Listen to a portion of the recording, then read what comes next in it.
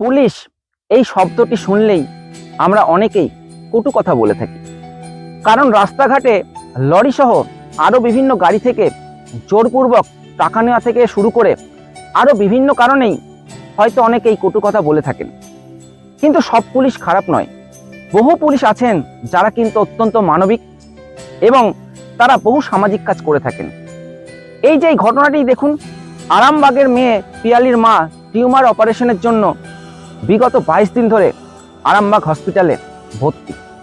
তাদের আর্থিক দিক থেকে পরিস্থিতি এতটাই খারাপ যে মেয়ে টোটোতে করে পরীক্ষা কেন্দ্রে যাবে, সেই টোটো ভাড়া পর্যন্ত নেই। এই খবর জানা মাত্রই আরামবাগের এসডিপিও সুপ্রভাত চক্রবর্তী, আরামবাগ থানার আইসি রাকেশ সিং, গোঘাট থানার ওসি মধুসূদন পাল একত্রে নিজেদের মধ্যে সমন্বয় সাধন করে পিয়ালির মাধ্যমিক পরীক্ষা দেওয়ার ব্যবস্থা করেন। এছাড়া পিয়ালির মায়ের জন্য আয়ার ব্যবস্থা করেন। পুলিশের এই মানবিক রূপটি সমগ্র সমাজ দেখতে চায়। হৃদয় থেকে এই পুলিশদের স্যালুট জানাই।